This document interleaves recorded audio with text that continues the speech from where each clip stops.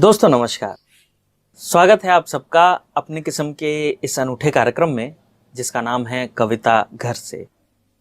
दोस्तों आजकल सभी ज़रूरी चीज़ों की होम डिलीवरी हो रही है, तो हम कभी भी अपनी कविताओं की होम डिलीवरी कर रहे हैं, सीधे आप तक पहुंचा रहे हैं, क्योंकि हंसते मुस्कुराते रहने के लिए आनंद का एक स्रोत आवश्यक है। और आज अपनी कविताओं के माध्यम से इस खास कार्यक्रम में जो दो मेहमान हमारे साथ हैं वो आपके लिए इसी आनंद की आपूर्ति सुनिश्चित करने वाले हैं। हम चाहते हैं कि एक बार दोनों मेहमानों का परिचय आपसे करवा दें। आज हमारे साथ हंसाने गुदगुदाने के लिए इटावा से भाई रजनीश त्रिपाठी जी हैं और साथ ही ओज के स्वर के साथ कानपुर से हमारे साथ शिखा सिंह उर्जिता हैं। हम अपने दोनों ही मेहमानों का बहुत बहुत स्वागत करते हैं, अभिनंदन करते हैं। और आज के इस कार्यक्रम की शुरुआत मैं शिखा जी से करना चाहता हूं। शिखा जी, जैसा कि हम सभी जानते हैं कि आपकी रचनाएं काफ़ी प्रेरणादायी होती हैं, तो कुछ पंक्तियां ऐसी हो जाएं जो हमारे दर्शकों को भी प्रेरित करें। जी बिल्कुल। सबसे पहले तो आपके कार्यक्रम के सभी दर्शकों को शिखा सिंह उर्जिता कानपुर का एक बार पुनः अभिवादन और आपको धन्यवाद देना चाहती हूँ कि आपने मुझे ये अवसर प्रदान किया कि मैं अपनी बात को ज्यादा से ज्यादा लोगों के सामने रख सकूं। जी। जैसे कि आपने कहा कि कुछ प्रेरणादायक पंक्तियां जो जिनसे लोग कुछ सीख सके, कुछ समझ सके, मैं उन 4 पंक्तियों को रखती हूँ और अपने देश की एकता की बात करती हूँ ताकि सभी इस समय जो संकट की घड़ी, जैसे सबको पता है कि कोरोना नामक महामारी से सिर्फ भारतवर्ष ही नहीं पूरा विश्व जूझ रहा है, तो मैं एक एकता की बात करती हूँ, भारतीय एकता की बात करती हूँ कि भारत में कई धर्म कई संप्रदाय के लोग साथ में रहते हैं, बहुत हंसी खुशी से और मिलजुल करके बहुत भाईचारे से रहते हैं जी। और इसी सांप्रदायिक एकता, इसी धार्मिक कौमी एकता के नाम पर मैं 4 पंक्तियों का जो संदेश है मैं अपने देशवासियों को और आपके कार्यक्रम के जो दर्शक हैं मैं उनको देना चाहती हूँ। स्वागत कि भगवा का मान चौहान महाराणा रहे, रानियों ने प्राण दिए नहीं गई साख से, अहिंसा की प्रशंसा कर बुद्ध और जैनियों ने पुष्प प्रेम के खिलाए नफरतों की राख से, और अब्दुल हमीद व कलाम वाला देश है ये, गीता व कुरान देखी है समान आंख से, गीता व कुरान देखी है समान आंख से, और पग धार पग पग पौरुष प्रमाण दिया, एक एक सिख था लड़ाया 1.25 लाख से। क्या बात है, क्या बात है, क्या बात है, वाह। पग धार पग पग पौरुष प्रमाण दिया, एक एक सिख था लड़ाया 1.25 लाख से। और धन्यवाद विनीत जी, धन्यवाद रजनीश जी। और जैसे कि सबको पता है कि कोरोना नामक जो महामारी है उससे संपूर्ण विश्व जूझ रहा है, तो 2 बंद मैं प्रस्तुत करती हूँ कि जो हमारे हृदय में जो आशा का दीप जो प्रज्वलित है, इस विश्वास के साथ, इस संदेश के साथ कि कभी ना कभी हम इस संकट से बाहर आएंगे और जैसे हमारा जीवन पहले चल रहा था ठीक उसी तरह सुचारू रूप से हमारा जीवन फिर से चलने लगेगा। ईश्वर की कृपा एक दिन हमारे ऊपर अवश्य होगी। मैं 2 बंद प्रस्तुत करती हूँ इस कोरोना के विरुद्ध आप सबको एकत्रित करते हुए, आप सबकी तरफ से आप सबके समक्ष मैं 2 बंद रखती हूँ। जी। मन हार गया, तन हार गया, मधुबन का चंदन हार गया, इन झंझावातों में फंसकर मानव का जीवन हार गया, और नव संचार प्राणवायु का अब तो ईश्वर को करना होगा, 3 लोक का जो तमहर ले उस दीपक को जलना होगा। वाह। 3 लोक का जो तुम हर ले उस दीपक को जलना होगा, और दूजे का दुख तुम हर के देखो, खुशियों का दीपक धर के देखो, और चलो दिखाएं संग है हम सब, कल्याण भाव मन भर के देखो, और प्रेम भाव सुख स्वास्थ्य को अब, प्रेम भाव सुख स्वास्थ्य को अब जन जन के मन में पलना होगा, और 3 लोक का जो तुम हर ले उस दीपक को जलना होगा। 3 लोक का जो तुम हर ले उस दीपक को जलना होगा। और जैसे कि विनीत जी आपने मेरा परिचय दिया था कि मैं ओज की कवित्री हूँ, तो एक छोटी सी रचना के माध्यम से मैं अपने देश का बखान करना चाहती हूँ, अपने देश की विशेषता बताना चाहती हूँ, और ये बताना चाहती हूँ कि पूरे विश्व में हमारा देश ही अनूठा, अनोखा, उत्कृष्ट क्यों है। मैं अपने देश की विशेषता को कुछ पंक्तियों के माध्यम से आप सबके समक्ष रखती हूँ। जी स्वागत है। प्राकट हुआ है देव का ये मान्यता पुरातनी, हिमगिरी से हिंद तक है वंदनीय वर्तनी, सेनानी संत की लिखित है पूजनीय जीवनी, शिरा शिरा है शौर्य शस्त्र संस्कृति सनातनी। करे विजय समस्त विश्व, इतना वो समर्थ है, वो देश जग में एकमात्र मेरा आर्यवर्त है। वाह, वो देश वाह, जग वाह, में वाह, एकमात्र वाह, मेरा आर्यवर्त है। बहुत अच्छा। बहुत बहुत धन्यवाद। अगला बंद रखती हूँ इस रचना का। संदेश शांति संचरित समृद्धि थी अट्टालिका, परंपरा थी मूल भाव भंगिमा थी भाविका, वेद उपनिषद पुराण शब्द शब्द स्वर्ण है, महानतम कोई नहीं महान सारे वर्ण हैं, इस धरा के, हाँ इस धरा के वासी हैं, प्रभु के हम कृतर्थ हैं, वो देश जग में एकमात्र मेरा आर्यवर्त है। वाह, बहुत अच्छे। वाह वाह, क्या अगले बात है, वाह। धन्यवाद। अगले बंद में मैं एक बात कहना चाहती हूँ कि ईश्वर ने इस देश की नारियों को, मातृशक्ति को क्या क्या शक्तियां प्रदान करी थी। मैं उस आशीर्वाद को, ईश्वर के उस आशीर्वाद को जो मातृशक्तियों को मिला हुआ था, मैं उस आशीर्वाद की पंक्तियों को रखती हूँ। जी पढ़िए। उत्कर्षणी महर्षणी वो नारी रूप धन्य है, नारी शूर वीर तो वो शौर्य भी अदम्य है, ललाट पट्ट तेज था पतिव्रता परम प्रिया, धधक धधक के ज्वाल भस्म आतताई को किया, परम पवित्र पाव की प्रकाश पुंज पर्व है, वो देश जग में एकमात्र मेरा आर्यवर्त है। वाह, देश जग में एकमात्र मेरा आर्यवर्त। बहुत बढ़िया, बहुत बहुत धन्यवाद। और इस रचना के अंतिम बंद में एक प्रार्थना करती हूँ ईश्वर से कि मेरे देश के प्रत्येक देशवासी, चाहे वो किसी भी धर्म, किसी भी वर्ण, किसी भी जाति, संप्रदाय, कौम से हो, उस व्यक्ति को किन गुणों से ओतप्रोत होना चाहिए, एक भारतीय के गुणों में की जो प्रार्थना है, जो मैं ईश्वर से करती हूँ, मैं उन प्रार्थना को आपके समक्ष रखती हूँ। जी। वाणी में वीणा वादनी हो, राग में शिवाय हो, भाल सूर्य रूप काम वज्र मन बनाए हो, रघुवंश सा वचन हो, देह देव का निवास हो, ईश दृष्टि का हो भय, कर्म में प्रभास हो, प्राण देश धर्म पे जो त्याग दे सहर्ष है, वो देश जग में एकमात्र मेरा आर्यवर्त है। वो देश जग में एकमात्र मेरा आर्यवर्त। बहुत अच्छे, बहुत अच्छे। धन्यवाद, धन्यवाद विनीत जी। जी नहीं, आपने बहुत शानदार काव्य पाठ किया, बहुत ही अच्छा काव्य पाठ किया। और अब हम चलते हैं भाई रजनीश त्रिपाठी जी के पास और हम उनसे जानना चाहेंगे कि हमारे दर्शकों को हंसाने गुदगुदाने के लिए उनकी हास्य की पोटली में क्या क्या है। तो रजनीश जी। जी बिल्कुल विनीत जी, बहुत बहुत धन्यवाद। सबसे पहले तो मैं कविता घर से इस कार्यक्रम को देख रहे तमाम दर्शकों को बहुत बहुत सादर प्रणाम करता हूँ, अभिनंदन करता हूँ। और इस कार्यक्रम के लिए विनीत जी को बहुत बहुत बधाइयाँ देता हूँ जिन्होंने इस तरह के कार्यक्रम आयोजित किए। विनीत जी देखिए, पूरा देश इस समय लॉकडाउन में है, हम लोग घर पर रहने को मजबूर हैं। और मैं विशुद्ध हास्य का कवि हूँ। हास्य विसंगतियों और विडंबनाओं से पैदा होता है और देश के घरों में इस समय स्थितियां कुछ विसंगतियों और विडंबनाओं से भरी हुई हैं। जहां घर में पति पत्नी रह रहे हैं और आपस में अगर लड़ाई हो जाए ऐसी स्थिति में, तो ना तो पत्नी रूठ के मायके जा सकती है और ना ही पति गुस्से से बाहर जा सकता है। बिल्कुल तो बिल्कुल ऐसी सही स्थितियों से हम गुजर रहे हैं जी। ऐसी स्थितियों से हम गुजर रहे हैं। वो तो एक पति पत्नी घर पर बैठकर टीवी देख रहे थे, तो पत्नी ने कहा कि ये मास्क पहन लो। पति बोला मैं तो कहीं जा नहीं रहा हूं, क्यों पहन लूं? बोला पहन लो, मैं तुम्हारी सूरत देख देख के उकता गई हूं। बहुत बढ़िया। तो विनीत जी, मैं एक छोटी सी कविता आपके सामने रखता हूँ। बिल्कुल कि बिल्कुल। जब ऐसे लॉकडाउन के माहौल में एक पति पत्नी आपस में लड़ गए तो कुछ कर तो सकते नहीं थे, न कहीं जा सकते थे। तो पति को एक बात याद आई कि ससुर साहब ने कहा था शादी के पहले कि तुम्हारी ये जो पत्नी है, ये मेरी बेटी है, बहुत ही सरल स्वभाव की है, बहुत ही सीधी है।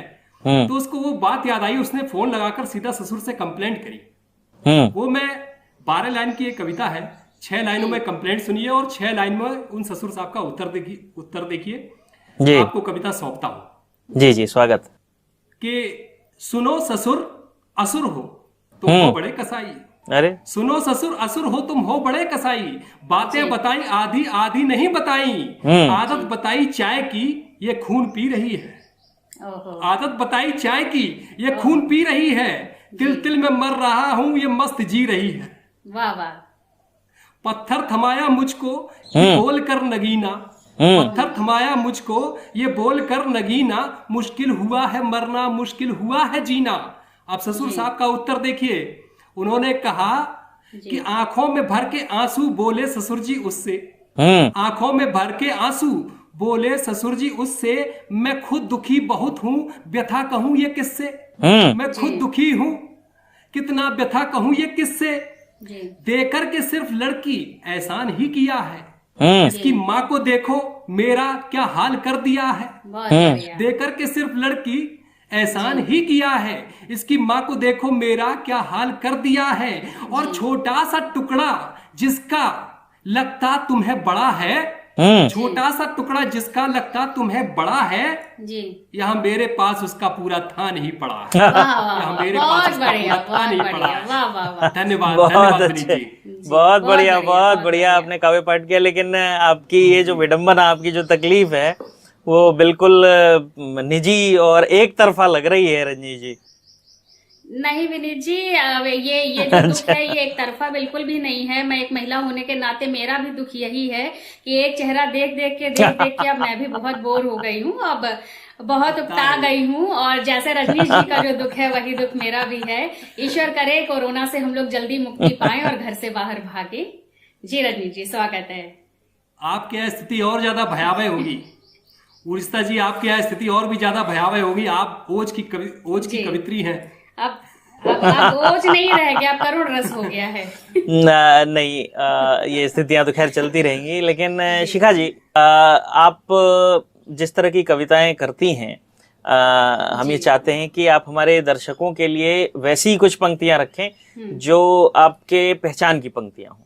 जी बिल्कुल, मैं ऐसी पंक्तियां रखती हूँ। और मैं देश की सरकार के समर्थन में, देश की सरकार यदि कोई फैसला, कोई निर्णय देश के हित में लेती है तो मैं सदैव उस निर्णय के पक्ष में खड़ी रहूंगी। और मुझे ऐसा लगता है कि जो हमारे देश पर एक नासूर, एक घाव की तरह एक धारा जो थी, धारा 370 और 35A, उस धारा को, उस कलंक को इस जो अभी वर्तमान सरकार है उसने 5 अगस्त 2019 को मिटा दिया। और मैं बहुत प्रसन्न हूँ और मैंने दिल से उस खुशी की अभिव्यक्ति सबके सामने रखी थी। उन अभिव्यक्ति को, उस अभिव्यक्ति की पंक्तियों को मैंने कुछ शब्दों में बांध करके लोगों के सामने रखने की एक कोशिश करी थी और लोगों को बहुत पसंद आई थी वो पंक्तियां। वही पंक्तियां मैं आप सबके समक्ष में पुनः रखना चाहती हूँ और ये बताना चाहती हूँ कि 370 का हटना क्यों आवश्यक था। एक आवश्यकता होती है। बहुत लोगों ने बहुत कुछ कहा कि इतना बड़ा तो कोई काम नहीं कर दिया और 370 हटाना ऐसा भी कौन सा बहुत जरूरी काम था। तो मैं बताना चाहती हूँ कि क्यों जरूरी था 370 हटना। मैं पंक्तियां रखती हूँ। जी, स्वागत है। केसर की घाटी को जो विष से जहरीला करते थे, ऐसे सांपों का चुन चुन के कटना बहुत जरूरी था। और अलगावी आतंकी पाक परस्ती वाले लोगों की आबादी अपने भारत से घटना बहुत जरूरी था। और भेड़ों की इस भीड़ में घुसकर छुपे कहीं जो बैठे थे, ऐसे नीच भेड़ियों का अब छटना बहुत जरूरी था। और धन्यवाद। और संविधान हो एक, ध्वजा हो एक, मुखर्जी का सपना। संविधान हो एक, ध्वजा हो एक, मुखर्जी का सपना हो अखंड भारत, इस मंत्र को रटना बहुत जरूरी था। और वो हमको, हम उनको, वो यानी हमारे कश्मीरी बंधु, वो हमको, हम उनको सच्चे मन से ही स्वीकार करें। मतभेदों की खाई का अब पटना बहुत जरूरी था। मतभेदों की खाई का अब पटना बहुत जरूरी था। और था इलाज करना जो माँ के 70 साल के घाव का, तो 370 उसकी खातिर हटना बहुत जरूरी था। बहुत जरूरी। वाह, 370 उसकी खातिर बहुत अच्छे, हटना बहुत जरूरी था। और अभी जैसे हाल ही में एक बहुत बड़ा प्रकरण हुआ, जो CAA, सिटीजनशिप अमेंडमेंट एक्ट जो लाया गया, उसकी आवश्यकता क्यों थी। और जो भी इस एक्ट के समर्थन में हैं, जैसे कि मैं भी हूं, मैं चाहती हूं कि इस देश के जो वास्तविक निवासी हैं केवल वही यहाँ पर रहे। जो भी घुसपैठिए हैं जो दूसरे देश से आ करके हमारे देश में, चाहे वो किसी भी धर्म के हो, वो दूसरे देश से आ करके यदि हमारे देश की अखंडता को तोड़ने का प्रयास कर रहे हैं तो उनके साथ क्या होना चाहिए। इस देश को एक धर्म की आवश्यकता नहीं है, एक संप्रदाय की आवश्यकता नहीं है। इस देश को एक सच्चे भारतवासी की आवश्यकता है, जो किसी भी धर्म का व्यक्ति हो सकता है। मैं हर एक सच्चे भारतवासी की तरफ से उसके हृदय की पंक्तियां आप सबके समक्ष रखती हूँ। जी जी, स्वागत है। स्वागत। अनेकता में एकता की अतिरेकता हुई है, तीर को कमान से निकाल फेंक आएंगे। और नियम कानून जो भी प्रगति को रोक रहे, उन्हें संविधान से निकाल फेंक आएंगे। चाहे कुछ कहो दंड मिलता नहीं है कोई, चाहे चाहे चाहे चाहे चाहे कुछ कहो, अरे चाहे कुछ कहो दंड मिलता नहीं है कोई, उनके ये ध्यान से निकाल फेंक आएंगे। उनके ये ध्यान से निकाल फेंक आएंगे। और देशद्रोही अलगावी घुसपैठियों को अब, देशद्रोही अलगावी घुसपैठियों को अब हम हिंदुस्तान से निकाल फेंक आएंगे। वाह वाह वाह वाह वाह वाह, बहुत अच्छे। बहुत बहुत धन्यवाद। और 4 पंक्तियां मैं और रखना चाहती हूँ, और मेरे जो इष्ट हैं बाबा भोलेनाथ, मैं उनके सम्मान में मैं 4 पंक्तियां रखना चाहती हूँ जो मुझे बहुत प्रिय हैं। मैं अपनी प्रिय पंक्तियों को आपके समक्ष रखना चाहती हूँ, और ये चाहती हूँ कि ईश्वर की कृपा सभी भारतवासियों पर बनी रहे और ये कोरोना का संकट जल्दी हटे। मैं उन 4 पंक्तियों को रखती हूँ। जी जी जी, स्वागत। कैलाश कंदरा के कण कण में विराज रहे वृषराज नंदी को बनाया द्वारपाल है।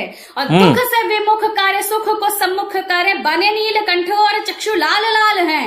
और काल के कपाल पे कृपाल दृष्टि डाल कर वक्ष पर शोभती निहाल मुंडमाल है, वक्ष पर शोभती निहाल मुंडमाल है। और गंग की तरंग शीश भस्म अंग अंग धरे, गंग की तरंग गंग गंग की तरंग शीश भस्म अंग अंग धरे, धारते भुजंग वो अनंग महाकाल है। जय महाकाल, जय महाकाल, जय महाकाल। नहीं शिखा जी, आपने बहुत ही शानदार काव्य पाठ किया और इस काव्य पाठ के लिए हम आपका बहुत बहुत आभार, बहुत बहुत धन्यवाद करते हैं। और दोस्तों, अब हम कार्यक्रम के आखिरी पड़ाव पे हैं, और जैसा कि खाने के विषय में कहा जाता है कि खाने के बाद आखिर में कुछ मीठा हो जाए तो उसका मज़ा ही कुछ और होता है। तो हम भाई रजनीश त्रिपाठी जी से ये आग्रह करते हैं कि रजनीश जी, कार्यक्रम के आखिर में थोड़ी सी गुदगुदी हो जाए। जी विनीत जी, बिल्कुल।